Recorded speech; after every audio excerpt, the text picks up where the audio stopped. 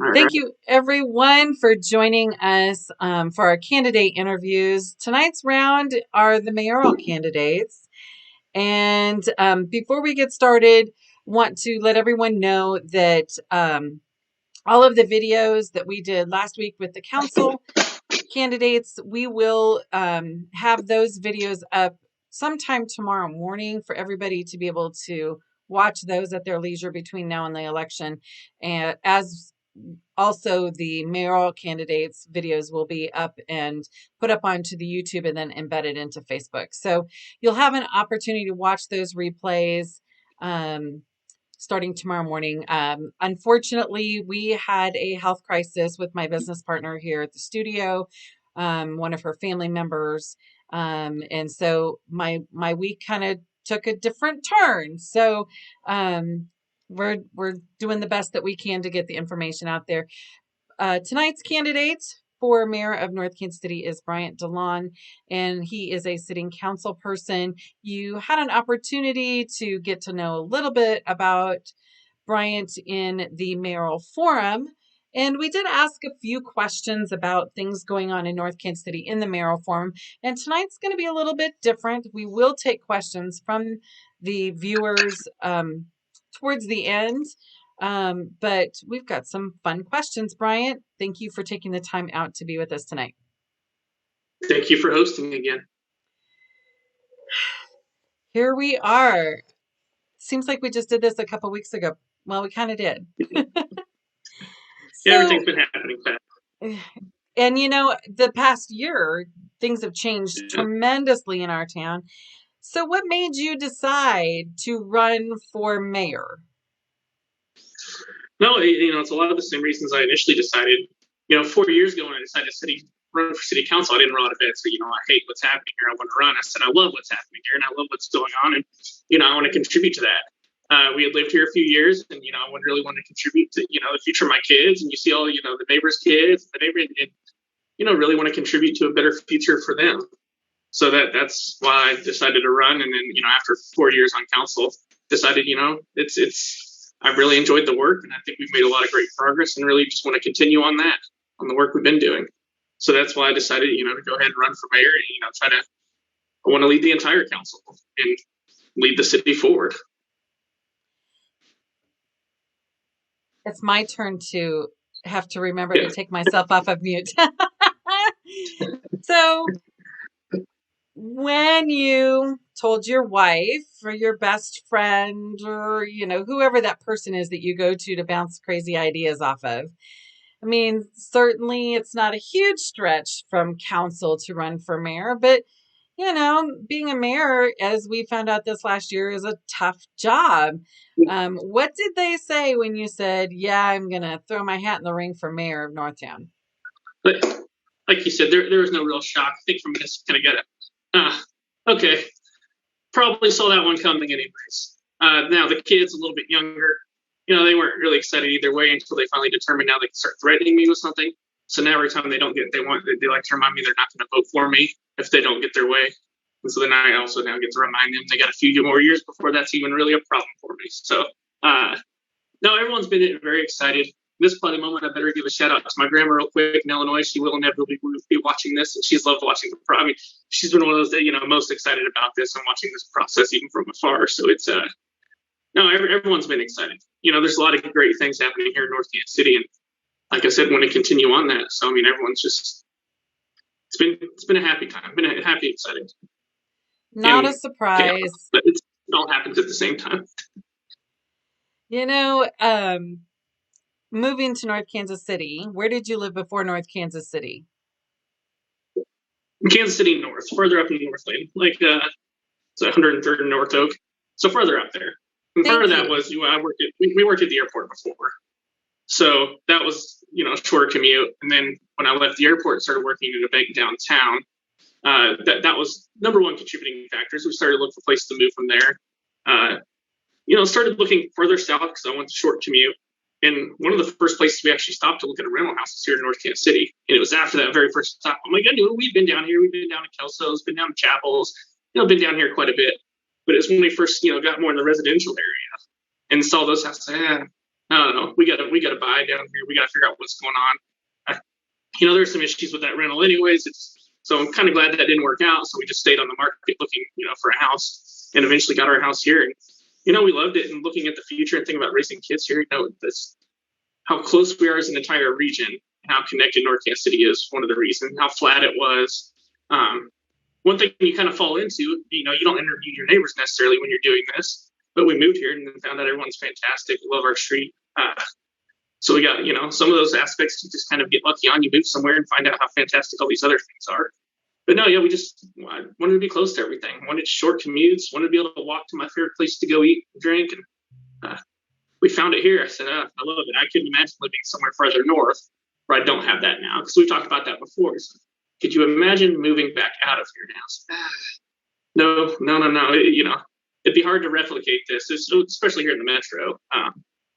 There are places, but it's, after being here, I just can't imagine it. It's hard to think about. Yeah, we did that, and we moved away because back when we were first looking for a house to buy as a young married couple, you had to literally chase an ambulance through Northtown to find a house that might be coming for sale. And there just wasn't anything. So we bought way north of where you lived in Smithville. And within a month, we knew we should have just continued renting until we found an ambulance that led us to a home. And it took us 15 years to move back, but yeah. No, there's been no looking back. We've enjoyed it. I mean, we worked for the airline a lot. We traveled a lot. As you visit other countries, other communities, and you kind of find the places that you enjoyed the most. It's always those well-connected places where you can do all these things in that close proximity. And because we always try to stay in neighborhoods, sometimes try to stay off the beaten path a little bit. You find true community in those places. The places where you can truly live, work, sleep. You can do all of it in those areas. And I think that we found it down here and love it. So now I'm going to ask the first, what I think is going to be a hard question, because I'm going to make it a little bit harder than I did for the council members. And I'm not going to apologize in advance for it, because as mayor, you're going to be in the hot seat from time to time. All right. What did the pandemic teach you about leadership? And I'm going to be very specific about the leadership of the mayor in a situation like we've found ourselves. And Don, before you answer this, Don Stilo, no one could have predicted in the history of North Kansas City that we would ever have a situation where we would have to make such significant decisions that impact so many, and nothing can prepare you for that. So kudos to, Don Stilo did the best that he could with what he had in front of him at the time and the skill sets that he was elected with. Were they enough? That's for the community to decide. So that's why the question's so important to you. Mm-hmm. No, it's a very important question to me. And I'm glad you brought that one up, because as you said that there and you followed up on that, I'd have to say, could you imagine a tornado in North Kansas City and the response there? You don't have a lot of time. We kind of saw the pandemic coming. There's time to discuss. If that happens, response is now. It's not later. It's not let's have a council meeting, 2 council meetings, require council members to call special meetings. You need leadership now. And so what I learned from the pandemic is you need strong leadership. You need someone that's not afraid to make decisions as your chief elected official. And, we saw that on the council. We were making the decisions we were making for what we thought was protecting residents in North Kansas City from a public health crisis during a pandemic. And so, there's a couple times where we saw he was hesitant or didn't want to step up. So we had to, I know Councilmember Smith, Councilmember Clevenger, myself, and sorry if I left someone out that helped call the special sessions, but we had to call a couple special sessions to ask the important questions, ask the tough questions, and get them out there. Should we follow Kansas City? Should we follow Clay County? And that's hard, as we don't have our own health department. So that's a lot of time researching, because you're reaching out to officials in Kansas City, you're reaching out to officials in Jackson County, you're reaching all these officials, like, what data do you have? What do you know? What are you doing? Should we be waiting on Clay County? Should we align with Kansas City? Because it's, we're that island in the middle there. And so, my concern is always, are we throwing off this equilibrium here? And, I always wanted a good balance. And, same thing when it came to masks several of us had to call a special meeting and just to step up. And that's what you need. You need someone that will make the decisions, someone that's confident in doing that. And I took a trip out to Dayton, Ohio, and the tornado thing actually came from out there because part of the tour and while I was out there was to look at their emergency management response. How did they handle? Because they had, I think, 3 years ago, 5 or 6 tornadoes go across one night in the area, and you learn from them, and that's where you really learn is being out there, seeing the destruction, talking to people after fact. What went right, what didn't, and strong leadership is always number one. Coordinated, strong leadership, because you need that with your mayor, you need that with your staff, your top staff, you need that with all the other organizations in town. You really need to be the glue for all that. And so that's what I think is, overall, to boil it down to one word, it's just having the strong leadership. So from where I was sitting as a resident and business owner, I really, you say strong leadership. I say decisive leadership because there was so much ambiguity in everything that we had as guidelines. And I remember watching the city council meeting, and the city staff had a plan for how they were going to handle city staff and the operations of the city from the business aspect of the business of running a city. But there was no plan for our city on how we were going to do that. And it really made me feel insecure. How would you do it different knowing what you know now? I think what would have helped with some of that decisiveness was not having to call those special sessions, just having a mayor who had the authority to make the decision. Make the decision. You've been entrusted by the people to make this decision. Make the decision. It is hard. Like you said earlier, no one wants to make that decision. No one wants a national disaster to happen in their community. But we could all be faced with that. You need to be ready for that. And so in that decision, you need to be ready to make that tough decision. And that's, and I think that would have helped with some of that, because we'd have those council meetings where we're all kind of going back and forth, where you as a leader just could have stepped out and said, here's my decision. You can kind of quabble with people over the minor details on that after, but you saw it a lot in Kansas City where Mayor Quentin Lucas stepped out, and I'd be calling people on city council. They're like, "Oh, he did it. He just stepped up and took an action that he felt was right. We might not always agree on what those actions are, but he stepped out and did it. And they've taken some of that back, and they keep changing what's happening. But I think it's you just have to make the decision. You can't wait for council to say, "I'll do whatever council says." Especially when I said it's quick. It all happens so quick. Yeah. I called Mayor Quentin Lucas on something live. Did you know that? Oh, I feel like, was it one of his live press conferences? It was one of his conferences, and I asked him. But I think I was watching, because I did watch most of those. Yeah. I asked him what he could have done differently to get the leadership of neighboring communities, literally across the river, involved, and he admitted publicly that he didn't do enough. And I think that is really what spurred me considering what kind of leadership we need in North Kansas City, because you have to step out and make a decision, but there's also an accountability for that decision too, and admitting when I could have done more, I could have done better, I could have been more informed. I think it's important for us for trust with as a resident and as business owners, because we were all impacted by the city's decisions.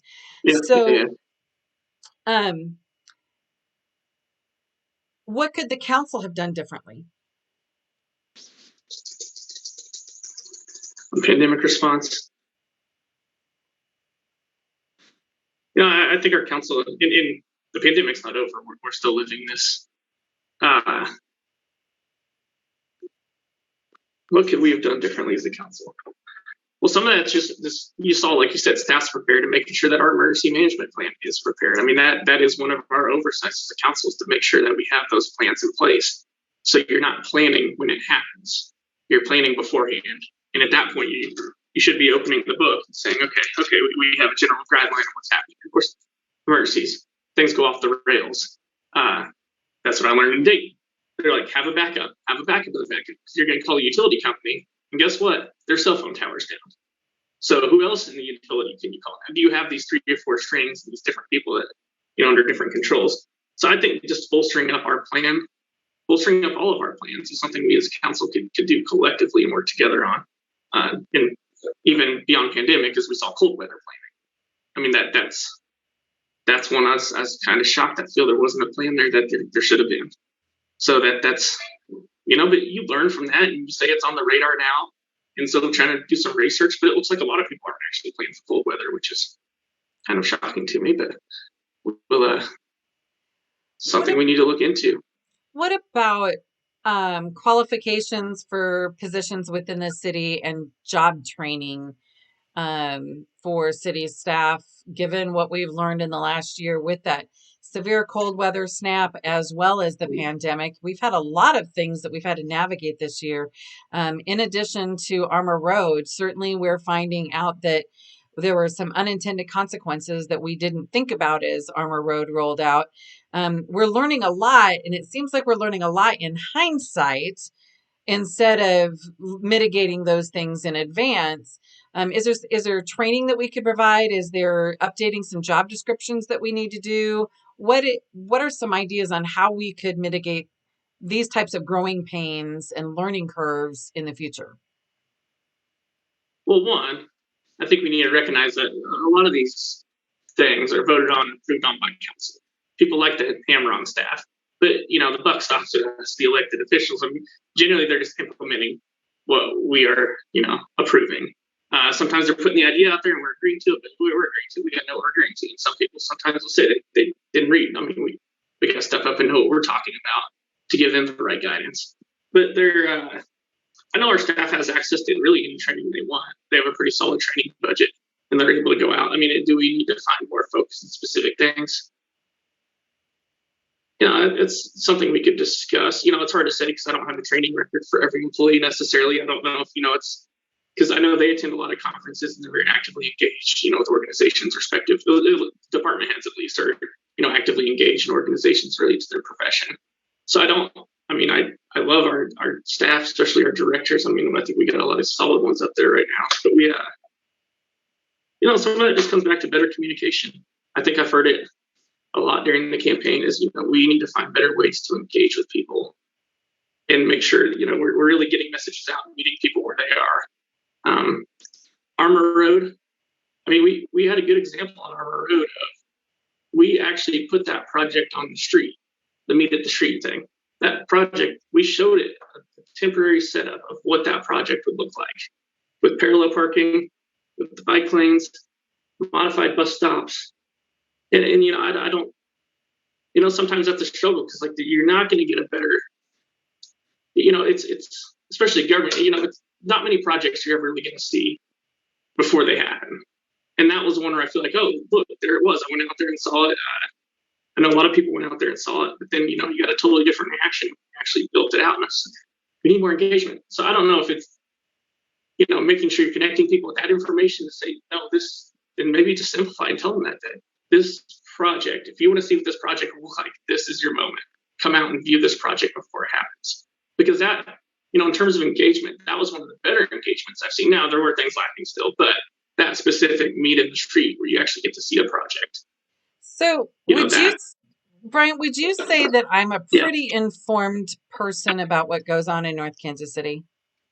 I would agree with that. Would it surprise you that I knew nothing about that meet at the street meeting? It would. I did not know anything about it. Yeah.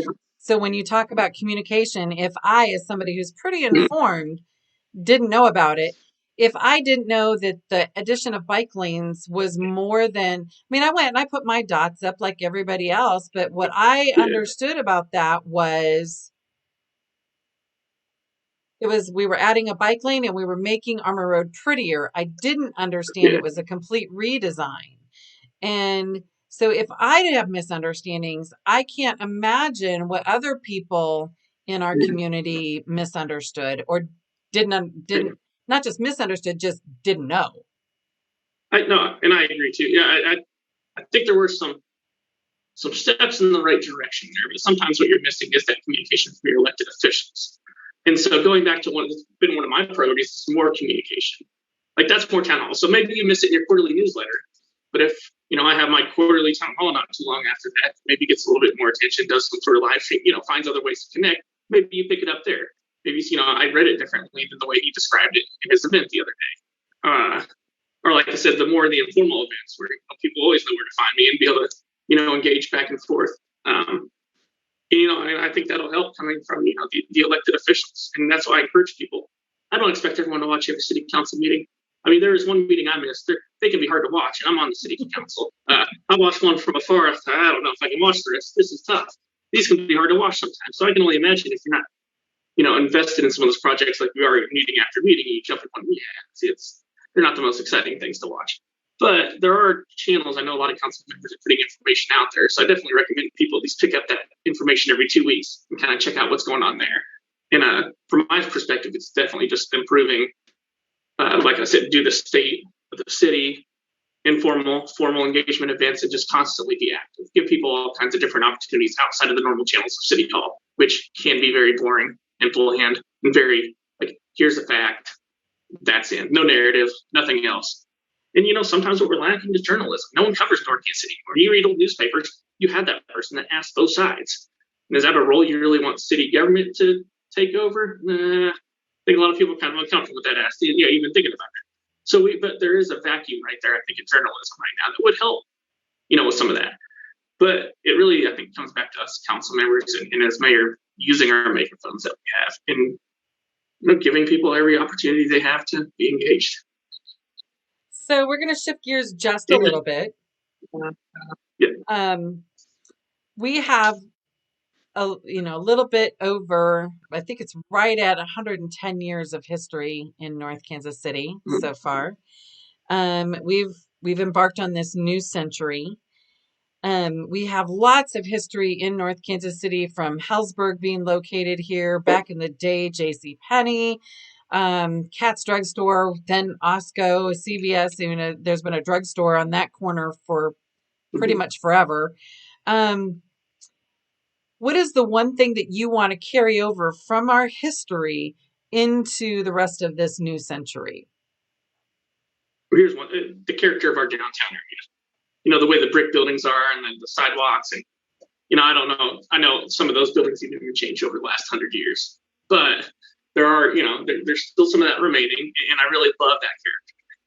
So we need to make sure we keep that character. And one area that comes to mind is the corner of, and now I'm direction disoriented as I say here, the southwest corner of Armour and Swift there, the vacant lot on Armour.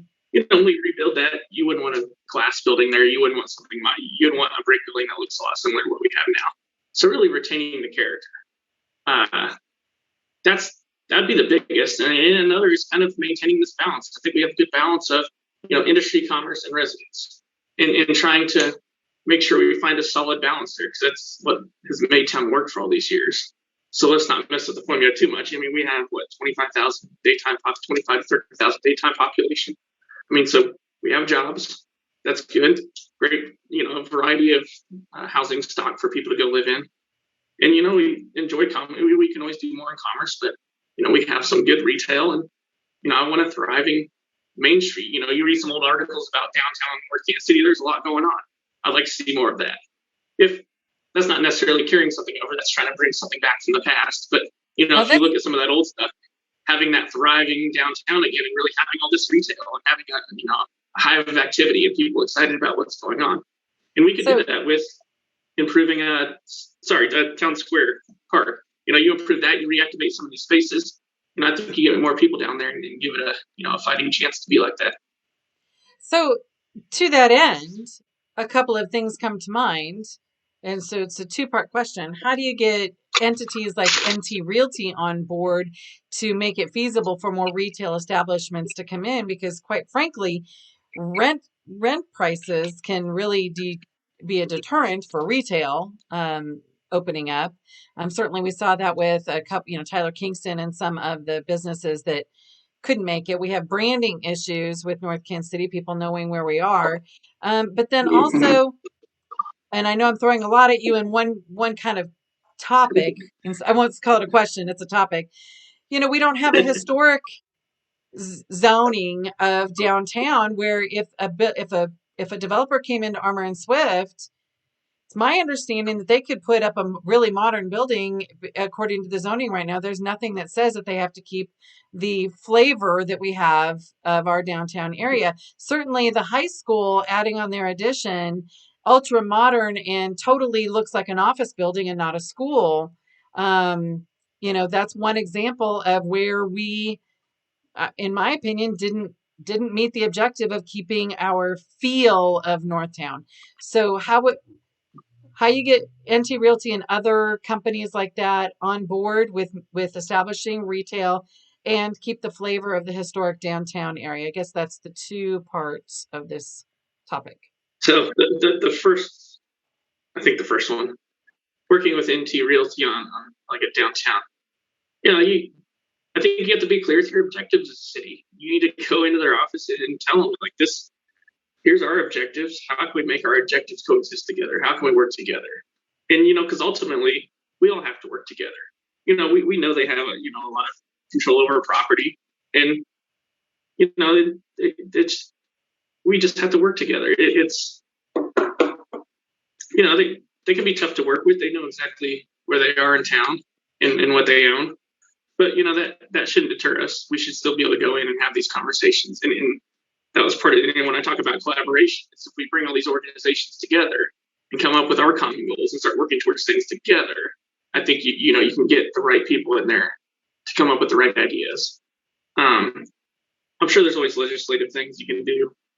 I don't like to jump on that if we don't have to. I'd rather have a conversation than pass a law to get something done. So it's retailers, some of them like long-term lease, there's just all kinds of things retailers want to see. They want to feel safe and secure down there too. I know there's been some nerves over some reluctance to long-term leases sometimes. Well, I'm only a 2-year lease. What happens when I build out my building? And what if this doesn't work out in 2 years? I'm out. So I think it's just opening up dialogue and having those conversations. That is a tough one because they control a lot of property. But I believe we can accomplish that by working in the same direction. And the second part, which was the historic feel to downtown, kind of maintaining character. Yeah. Well, if we need to change zoning, we change zoning. There's my short. Because you heard, I would want something to go in that corner that doesn't look ultra modern. I mean, that's just, I wouldn't approve something that look ultra modern right there. It would have to match that, that character and that feel of what we have. But Brian, I'm going to push back on this a little bit. We've had the 23rd and Swift apartment development that was supposed to have retail in it that no longer does. There was supposed to be parking at the 18th and Swift for our customers in there, but now it's going to be behind the building, surrounded on 4 sides by brick buildings. So these developers, we think we have agreements, and then they come back to the table and they change the proposal on us, and we're not staying steadfast to what we agreed upon. So how do we, without a zoning or a historic district being named, how do we make sure that NT Realty doesn't sell that empty lot and some developer put up a modern building? Because if it's not written down, it didn't happen. That's how we do this in social work. So in the business world, it's the same thing. If there's no ordinance, if there's nothing that rule that they have to follow, what stops them from changing the game? So 18th and Swift, the parking, I voted no on that one. On allowing that land swap and everything we did. I was never comfortable with that part of the deal. Like you said, putting the parking behind, it just that didn't make sense to me. I mean, we had a deal. It is not safe. People, I talk about activating spaces, and people are comfortable in activated spaces when they're lit up and they feel safe and they want to walk. If people want to walk somewhere and they feel comfortable doing so, they will do so. If they don't feel comfortable doing it, they aren't going to be there doing it. So, and that only takes once. You see that alley, you don't want to go down that. You're not coming back to experience that again.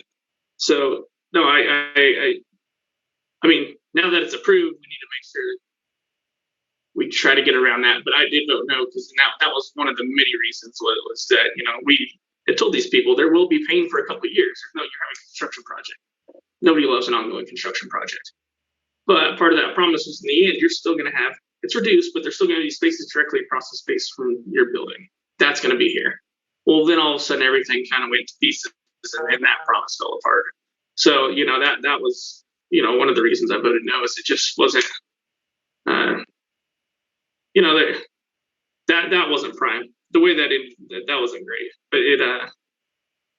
but But no, from there, we need to make sure that, like you said, it is safe and people actually want to use the lot.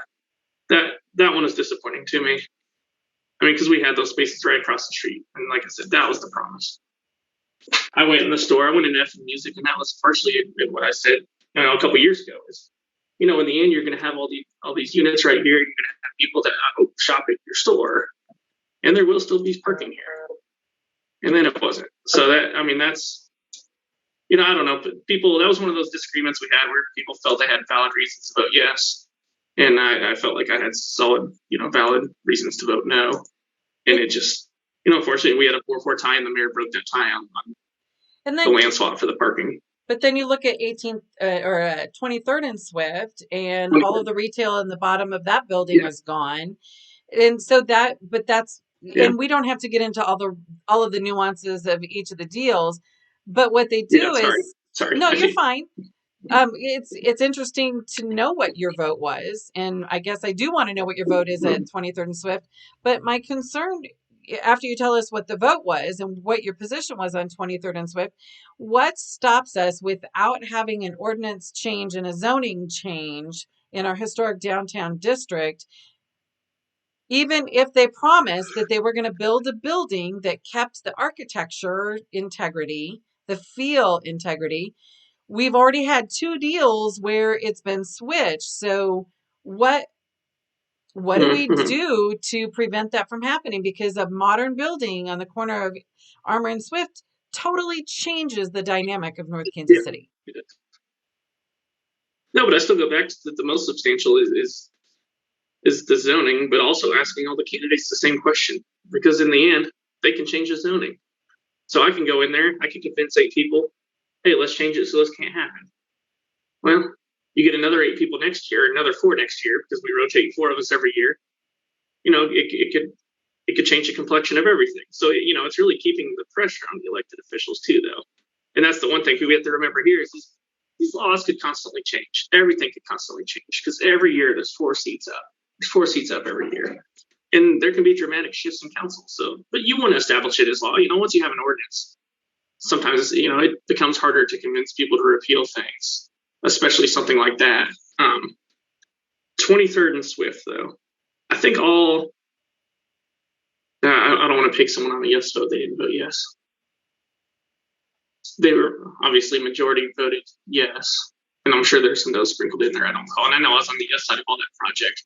And what we initially wanted in our RFP was exactly what you said, a mixed use development of some sort. It said we wanted residential and mixed use. They initially came forward with a plan, I believe, that had retail. And then they had settled on co-working space. And then decided that, the co-working space, the numbers aren't penciling. I think there's some pandemic stuff in there. Things are changing, and this just isn't going to work the way we thought it was initially going to work. We had a plan, and we got with all our investors, we got with our people, and this plan's just not, working out exactly the way we had it. And that was one of the, you sit down, and as you're talking with them, you feel like you're getting the best data, and you're getting the best information from them. I mean, nothing on that deal seemed like, oh man, they're really getting one over off of us here. They, presented facts. Hey, that happens sometimes. We thought we could do this. We penciled it out. Some of the things have changed over the last year too, and it just doesn't look like this is as feasible as what we thought. So that's where that was. But yes, I can't say I voted no anywhere there. I voted yes on that. Pretty much, I think, every stage of the process on 23rd and Swift, which, that's really completing kind of what should have been done 20 years ago now, 15 years ago. Long time ago. That's still part of that existing TIF that should have been done a long time ago. The developer didn't develop it. We finally took the land back and then put out the RFP for it to develop it. Because, when I first started on council, I've actually been presented, I think, a couple plans of what the former developer was going to build on that site. And so it finally came to a point where we realized it just, there wasn't action happening on that site. And we kind of kept getting plans, but nothing, being done. So we finally took back that property and then put out that RFP. I was disappointed there too. I always loved the idea of mixed use. But, you get so far down the project, and that's a tough one to swallow sometimes. It's, you get to a certain point in the project and you say, no, it's not penciling out. But how do we prevent that going forward? Or do we just put the project on hold and hold them accountable to what they said initially? I mean, it didn't have to be that developer. I mean, and I'm just saying this. There's I think sometimes we're like, well, we already did that, so we're just going to go ahead and just keep going, even though we know we're not getting what we want. I No, from I would agree. We need to be tougher on these contracts, tougher on what we say. I mean, I've asked before about clawbacks. If you don't perform, why should you still get the full incentive? And I was shot down by economic advisors, and clawbacks aren't great. They discourage people from coming to town. Where Osmond, we're the side of, hey, here's the checklist. You missed this one, boom.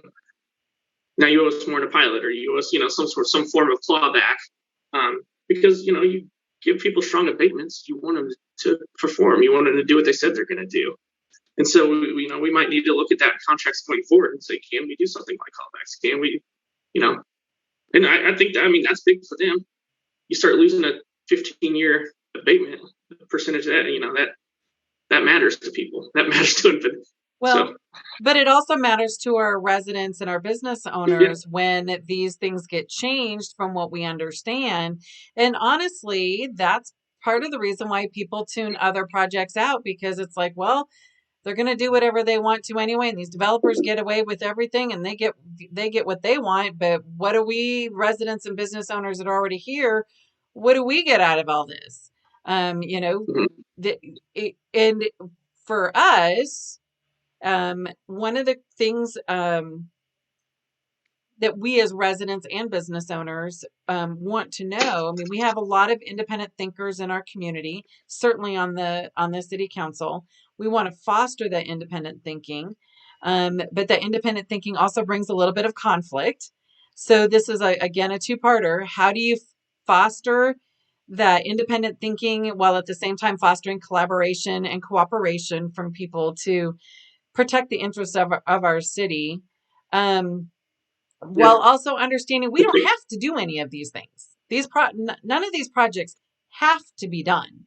These are things that people want to do, but upgrading our water facility, that has to be done. Some of these other things, these other projects don't have to be done. And for me, I'm like, you don't want to deliver what you promised, we don't have to do it. So how do you foster that independent thinking, holding people accountable, and garnering that collaboration and cooperation?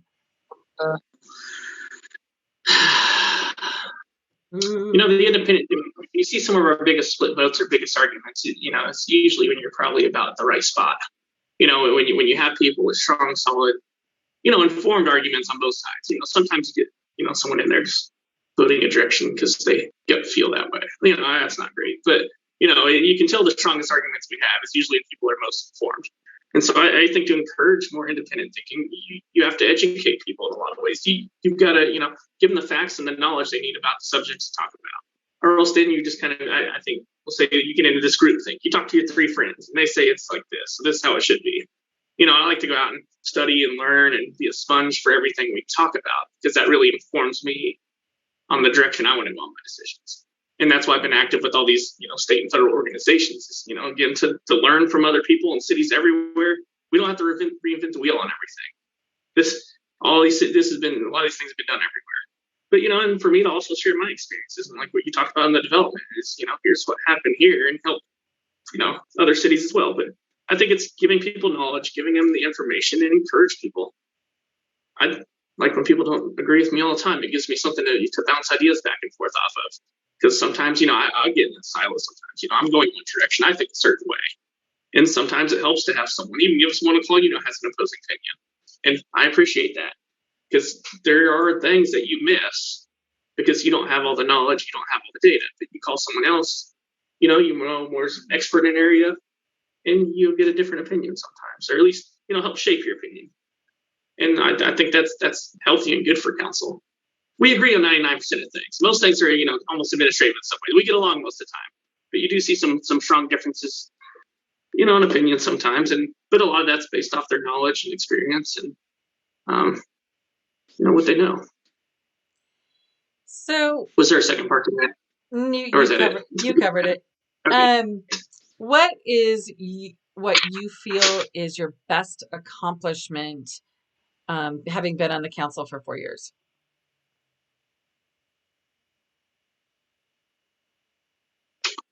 Ooh, you do so much. Yes. I'm proud of the work that we did in the last year, actually bringing the Equity and Inclusion Committee forward.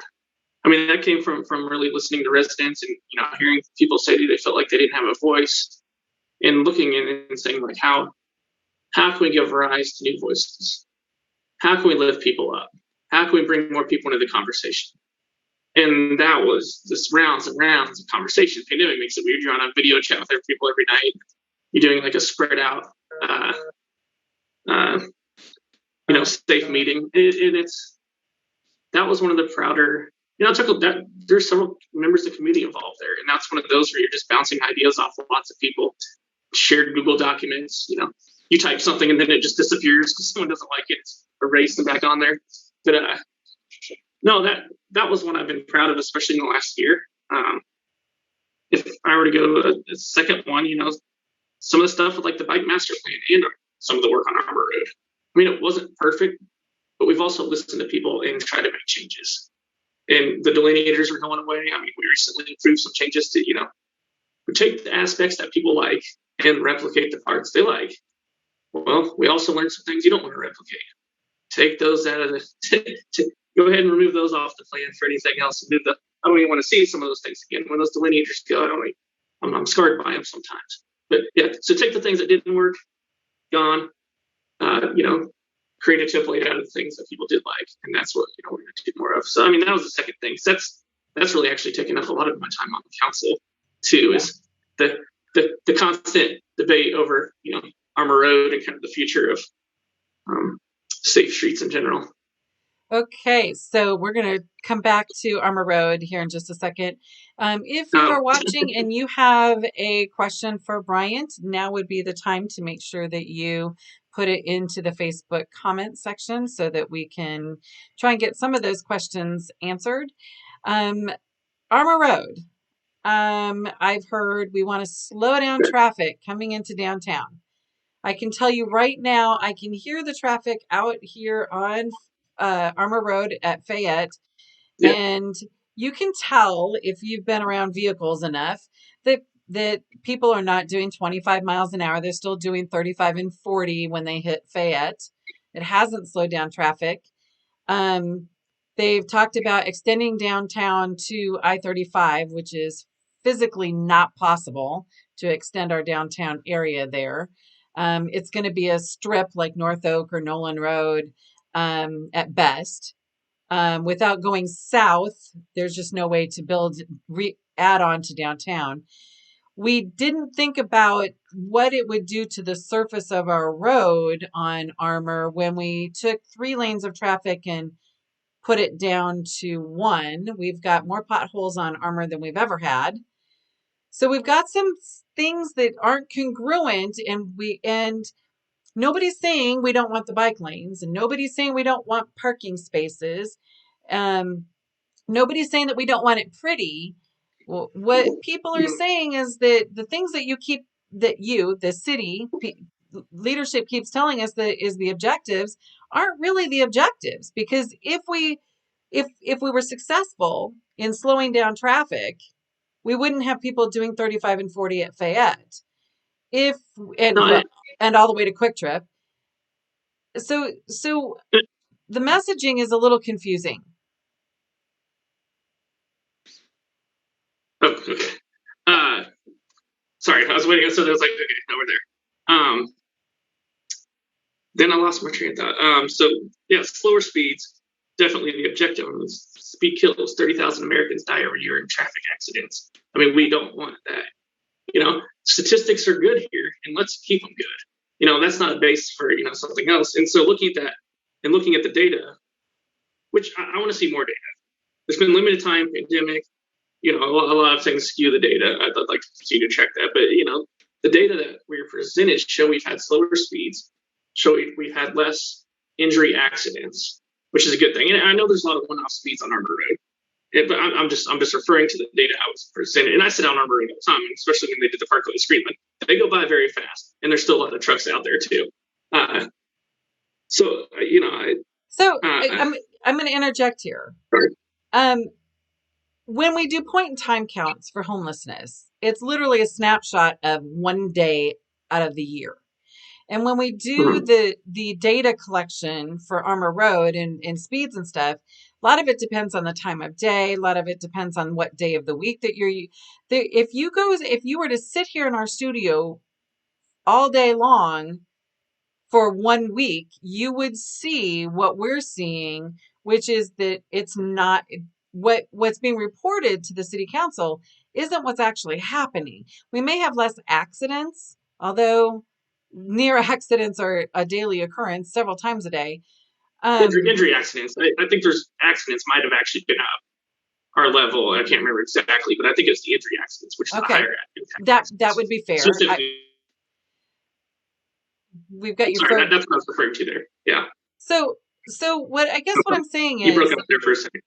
Yeah, you had frozen for just a second. So I guess what I'm saying is, and I guess the question is, we can listen to the data that is snapshots, but we also need to listen to the anecdotal data of the people that are reporting what their experiences are.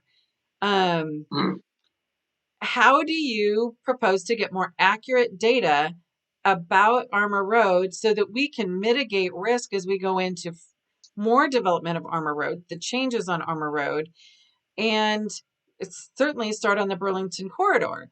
Because I got to tell you, as many times as I'm on Armour there by the post office, that parking coming out of the post office, parking on Armour, every day people are slamming on their brakes.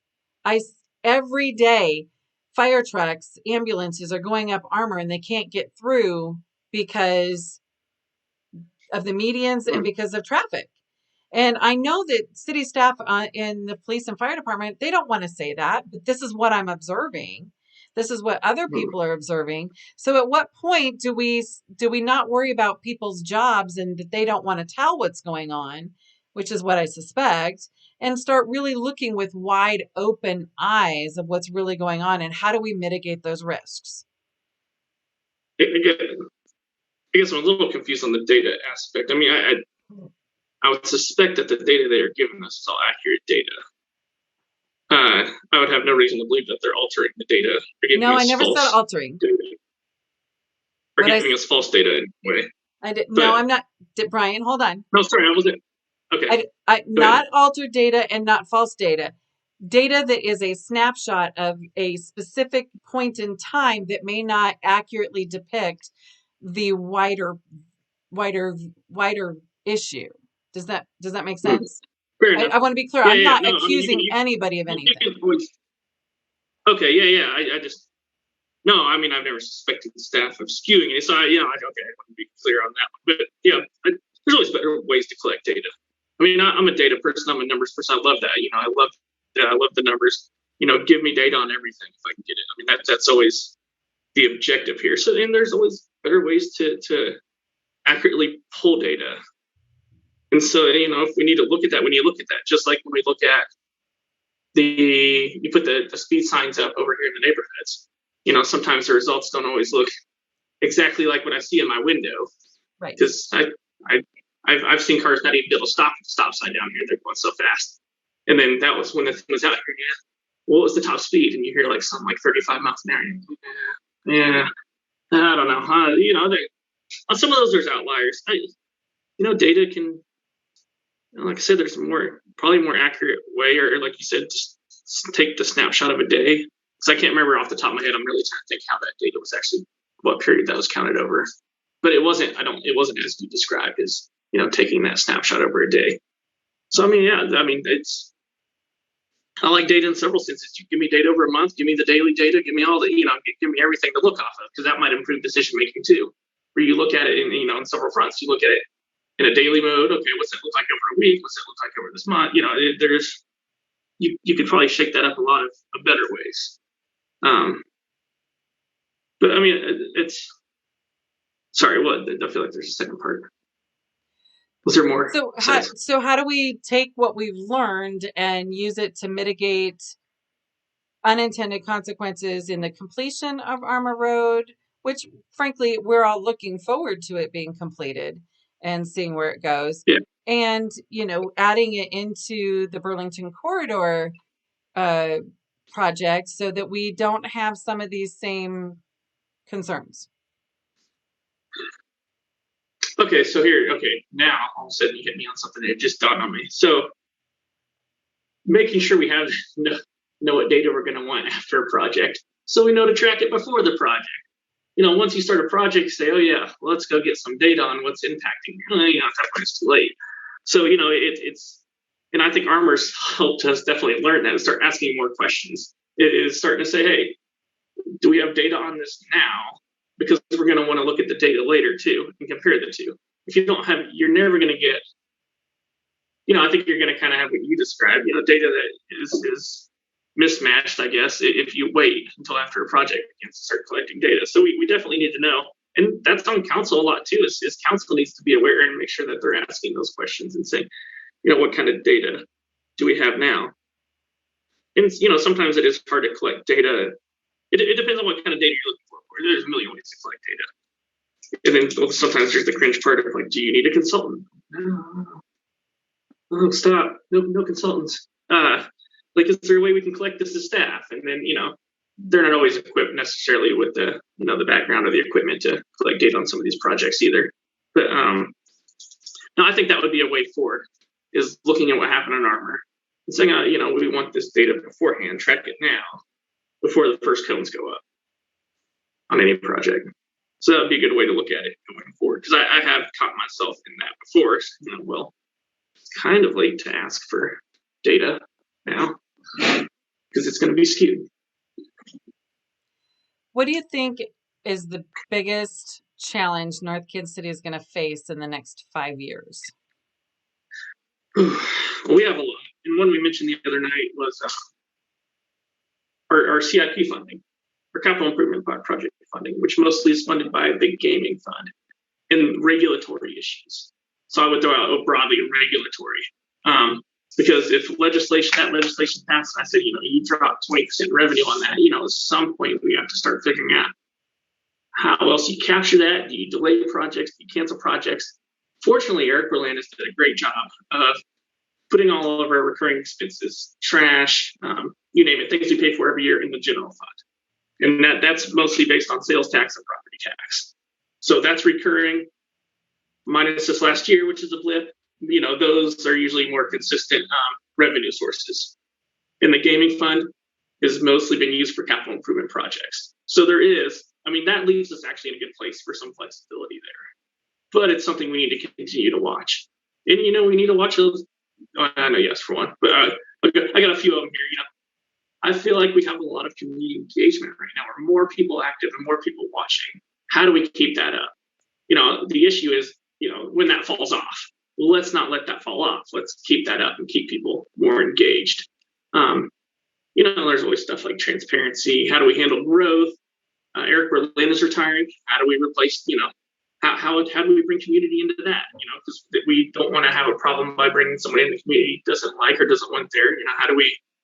How do we bring in a new city administrator and make sure the community has input in that process? So, there's a lot of short-term things coming up. I could go back to legislation too before you know it. I think we'll potentially have drones, robots running across the sidewalk. How do you regulate that? How do you deal with that? There's bills to pass all these things. So there's a lot of interesting challenges coming up. Sorry, I went on a hold. Off the list there, sorry. What was that? I said I started going on a whole list here. Sorry. Okay. Yeah, something changed with your audio real quickly, so hopefully everybody can still hear you well. So one of the questions up of our Facebook, because I know we're going to try and wrap up here within the next 10 minutes, and we're going to go on to Jay here at 8:30, but we can go for about 10 more minutes. How do you see yourself differently than your opponent And how does that impact how you're running your campaign?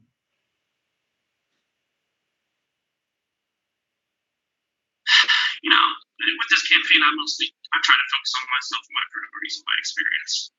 I really haven't focused on him and what he's doing because that's not, I'd say it hasn't altered me at all. Someone had asked me a similar question the other day, and it's kind of like golf. Just play your own game, your own score. Your score is going to be your score in the end. I'm not going to change my beliefs. I'm not changing my priorities based on the opponent. I'm committed to standing up for the priorities. As I said, I put them out there. I've been public with my priorities, and I'll stand behind those. And that's not a difference. I'm sure there are differences. But again, I'm mostly focused on me. I haven't really. Unless someone texts me what's going on with this campaign fair out there, I'm in check. It's not. That doesn't help me any. So I've really just focused on me. Sorry for the very roundabout answer. But Okay. I feel like I've had a good plan and have leadership experience here. And I'm going to stick with continuing to promote that. What makes you uniquely qualified to run North Kansas City? Uniquely qualified. I'm ready to go on day one. I already have keys to City Hall. I'm literally ready to go. I've been in a leadership position for several years, and I've shown getting even appointed to Missouri Municipal League. I can work well with other elected officials everywhere. And that's been, regionally, I can call most of the mayors in town already from the region. I can call other city council members all over the region. I'm ready to work for people now. I've already had the experience the last 4 years. It'd be a very natural transition from where I am now to going into the mayor's spot.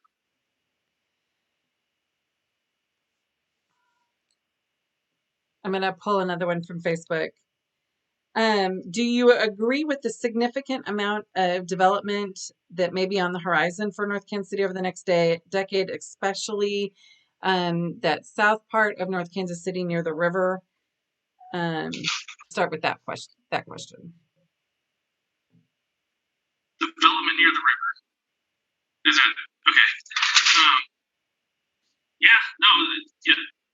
Riverfront development would be great. If there's an area we're going to go with more development, I think that area would be prime, especially if you look potentially streetcar expansion. When you do something like that, can we get truly close to the river?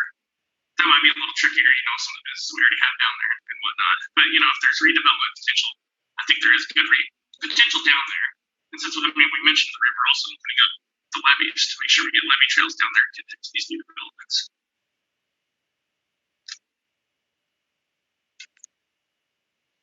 So no, I wouldn't be opposed. I'm going to have you mute yourself for a second and then take yourself off of mute because the sound on your end is a little bit distorted. Hello. Riverfront. Still is. It's still distorted. I changed nothing. I touched nothing. I don't know why I'm looking around. I didn't. Yeah.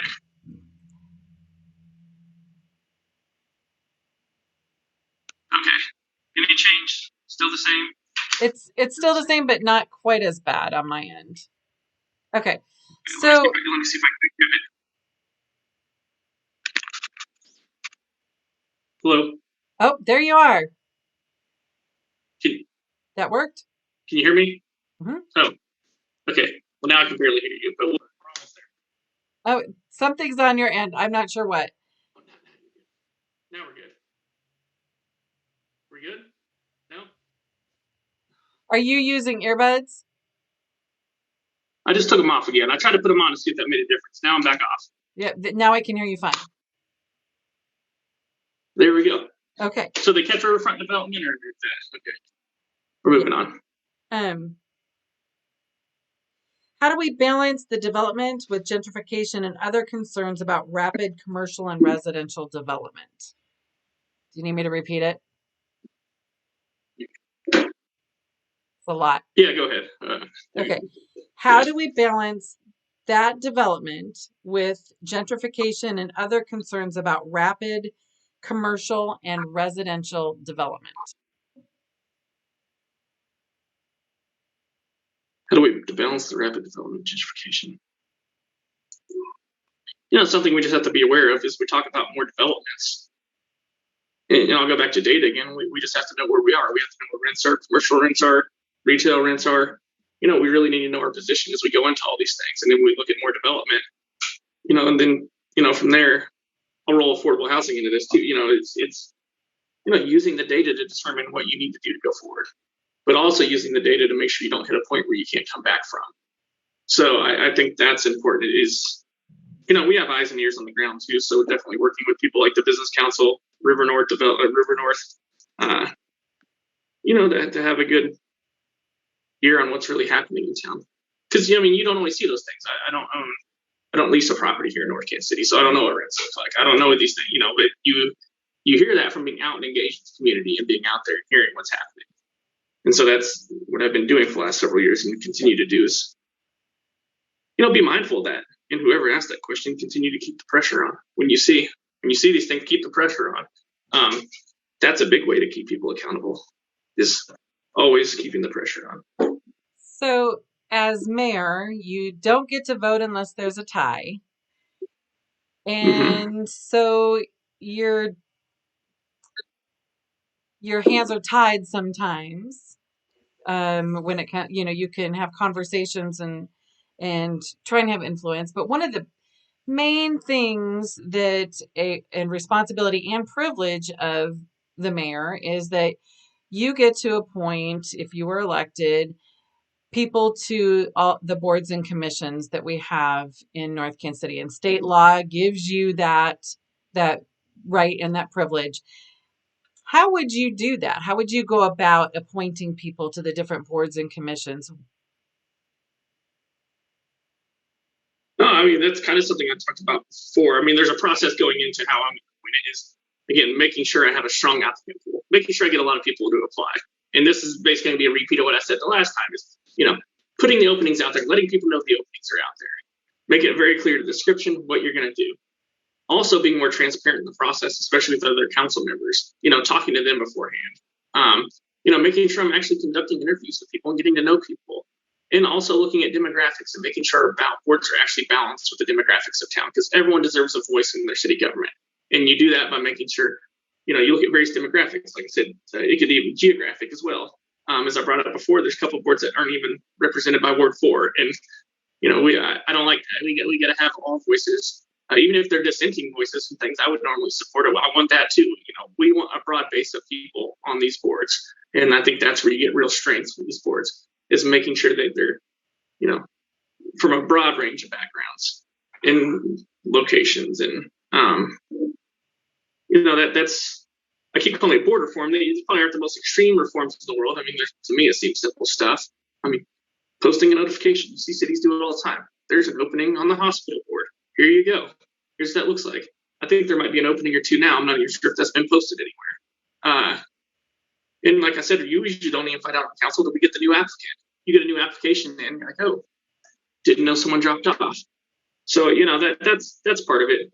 And I also don't want people to fear I'm not going in asking everyone to resign, asking everyone to leave. No, it's a slow process. Things don't get to where they are overnight. They don't get fixed necessarily overnight either. So, it's a slow process. So don't worry. If you're on a board or commission now, there's not a clean slate going on here. I'm not saying completely, I don't know. It's, these things work themselves out over time, but you have to have the strongest policy to support that going forward. And so, yeah, definitely more transparency. And I'm debating on the back end how exactly, whether you do an online portal where everyone can see who's applied or whatnot, or whether to keep that internal. There's some things I've kind of thrown around in my head that I'm not quite firm on yet. But there's definitely a lot of ideas. I'm trying to make that as transparent as possible and bring the community into that in more ways. Because we're a small community. It's not, this isn't Kansas City with 150 boards and 40 of them don't even have anyone on them. That sort of like, they don't even know what boards they have. We have a small, manageable amount of boards. And so I think we can give them the attention they deserve to make sure everyone's represented. So as you navigate, if you were mayor, coming, making that transition from being a council member to being the leader of the council, leader of our community, we don't all have our best friends, living in the 4,800 people are not our best friends.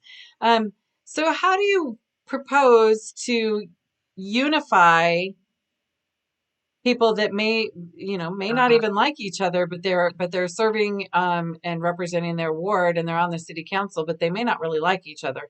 How do you navigate that conflict, and again come back to that cooperation and collaboration? How do you pull that together, because this election has had lots and lots of ugliness? Yeah. So again, that's just kind of working with everybody and recognizing that not everyone's going to have the same opinion you do. So, just making sure you're listening to all those voices, making sure you're communicating with those people. And I think it's come back on several people and several things. There's a big theme of communication here. It's, you're kind of the glue of council there. So that's what we need, that glue of council, to make sure they're having those conversations with each individuals, and respecting those differing opinions. And I think generally we've done a good job with that. Sometimes, that I don't quite get the direction you're going there, but I maybe still try to pick out that one thing. But I appreciate that. I have appreciation for everyone on the council, even people I've disagreed with a lot, because they all bring unique perspectives. Councilmember and Stuart and I have been on different ends on some things. But when it comes to public safety as a form fight, you have respect for, you say this guy knows his public safety thing. He's done it, experienced that. And so you really got to recognize and understand where people's strengths are, and work with those. So this is and sorry, I wasn't picking on him. I was just thinking of someone who voted differently a couple times, but there's you still find that value in everybody and wanting to work with the people, because we're not doing partisan politics here. This isn't, here's my camp, here's your camp, and unless you're in the majority, you won't get anything done. We got to get some things done all the time. The city never sleeps. And conflict is actually a good thing, because conflict is, if you work through the conflict, that's how we get to resolutions that don't bite us in the rear end because we've missed something big. If we're listening to what's the both sides or all sides of a conflict, because there can be more than two, it helps us mitigate risk. So that brings us to this. And again, the mayoral race in North Kansas City has been a little bit different. And you said that you really haven't paid attention much to what your opponent's been doing. Not much, yeah. But one of the things that has happened is that there is a PAC outside of North Kansas City that has decided to campaign for him, your opponent. They send me the messages too. What? They didn't take me off the list. I get them too. Yeah, I got 7 in 3 days. Unfortunately, my spam blocker got like the second half of them yesterday. After the first 3, then like the next 10 just block. But oh no, it was in the snail mail. How will you handle outside businesses and or individuals? In this case, what we're talking about is the PAC, but it could be businesses or individuals attempting to influence policies, contracts, elections, and influencing what we do here in North Kansas City in any way, because this isn't just tied to the election. It's about how we run our business, our city as a whole. Yeah. We've had outside influences trying to infiltrate. So how do you handle that? They do. And on the PAC issue, this is my 3rd campaign for municipal office. And it's always been important for me to run these campaigns and not be paid for or influenced by PACs. So I've never asked for an endorsement. I've never asked for money. If offered, I would respectfully decline. And I would denounce anyone that put anything out, either in my support or against my opponent. It's not something I'm interested in. It's gross to me. It's not something I'm comfortable with.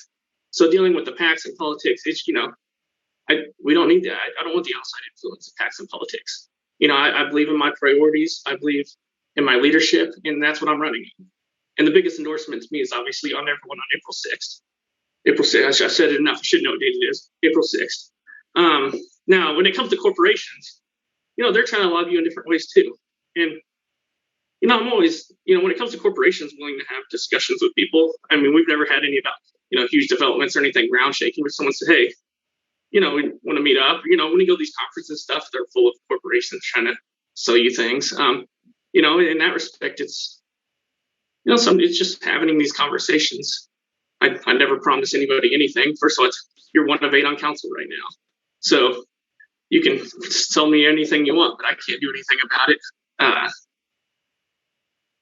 Yeah, when it comes to corporations, I think that's it. It's just, it depends on what they're selling. I don't know. That's kind of broad. I'm not really sure. Like if it's someone that's already has a relationship with the city and maybe has some products, or I'm fine with listening, discussing, or someone says, "Hey, I'm interested in maybe expanding from wherever I am down in North Kansas City." So those conversations, that might be a different realm of where we're going here, but I'm always willing to have those conversations. I want to have those conversations, But those but are you also need to transparent establish.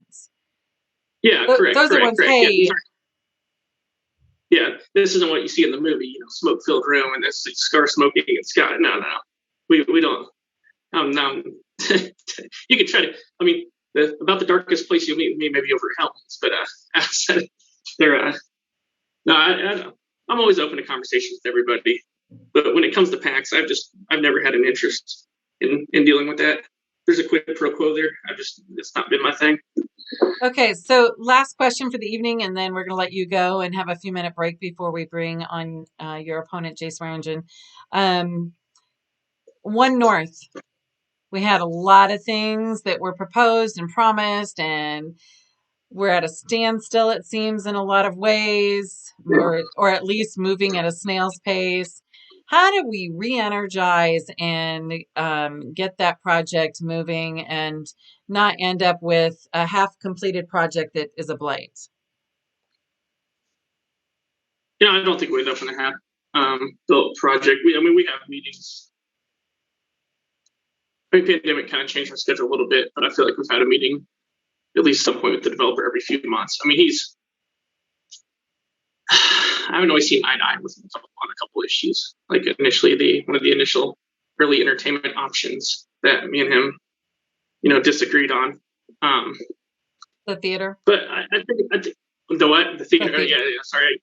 Sometimes you can't remember what they've all told publicly and what they haven't. The movie theater. It drove me nuts. I said, what is going on here? Come on, I don't want to step out of line. It's a problem. It's a problem for me. And there'll be a problem for a lot of votes if we continue to push this. I mean, you're going to separate from me like that for everything if you burn us like that. So I'm like, definitely no. And then that project disappeared. So that was good for that aspect. Now you got to find something else to replace some of those things. But he is actively working, always working on getting stuff in. And the development's changed. Somewhere I got like 17 different maps and 17 different iterations from every time he comes in there. I mean, even the restaurant plots, and those are getting closer. And I can't remember the last conversation we had, but I believe there's more deals signed and things closer to being developed out there. So I wouldn't worry. It's been longer than we wanted, that's for sure.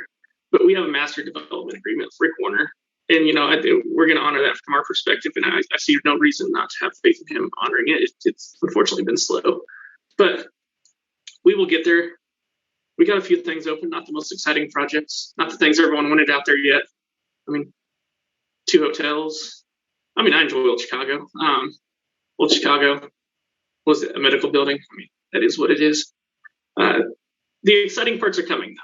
He definitely has some exciting things. I don't think he's announced publicly yet. He definitely has some exciting things in the pipeline for the entertainment aspect. So, okay. So we're not. But it's also hard to say because things have been in the pipeline a lot. But he's worked hard on these deals. So we're not dead in the water. It's just no. There's stuff happening. There's stuff happening, and I'm trying to be careful on what I say. No, that's happening. Okay. We don't want you to divulge anything you shouldn't. But from the voter perspective, the resident perspective, we want to make sure that it's not. Well, one, that it's not a project like the other 2 projects that are gonna be completely changed. Obviously, we're not going to get the golfing simulator and maybe the surf simulator like we had originally thought. Maybe we will, but I don't think that's going to happen. But so some of the entertainment aspects might look a little bit different. But as long as we're not dead in the water and we're at a stalemate and back to the drawing board, I think that's the reassurance. I wouldn't say we're necessarily, from a city's perspective, at a stalemate. I mean, I know he's definitely hit some barriers on some things. So he will get to, I'll go kind of generic here. So I have an entertainment option. He'll say, okay, I have this company. They have the technology. They're ready to do it. Okay, they found an investor. They found a partner. Well, guess what? Now all of a sudden the bank doesn't want to lend to partners for whatever reason. Okay, we get another one. Well, then all of a sudden they don't want to work for the other company or whatnot. So then all of a sudden now you have money, but no technology. So you kind of keep running into these like mismatch because I mean he's the deal maker. He's pulling all these people together, and I'm sure that's frustrating for him too, just like it is us. Because I mean, since I started on council, I anticipated all that stuff being there now, and we still have a lot of dirt and grass out there that will be developed. It's a work in progress. I wish it'd be faster, but there are some certain things we wanted, like a grocery store. So sometimes there's been different ideas come up, and we kind of say, no. Keep working. You'll get it figured out. And send it back. So, I mean, sometimes we send it back to the drawing board, just like with the movie theater thing. Yeah, is send it back to the drawing board sometimes, and that adds to the project because if had people been fine with that, that might have been there and open now. But Gotcha. that wasn't good for our Main Street. So Okay. So we need to wrap up. So I'm going to ask you, we've talked a little bit about North Kansas City and the history and some of the things that you like about it. But out of everything that we've talked about, you can't use any of the answers you've already given. What are your 3 favorite things about North Kansas City? my 3 additional things. Not mentioned already. See, I already mentioned my neighbors, but I'll take 4. Snake Saturday. Love Snake Saturday. I mean, what a fun festive way to bring people together, raise money for charity at the same time. And it's kind of like the Black Friday for a lot of our food and service industry friends. So what's not to love about that? Our canopy neighborhoods. I mean, they're beautiful in pictures too. Usually it makes it at least 1 month a year in the city calendar. There's my 2. This is getting harder now. Dang, I already mentioned Helen's. There's a.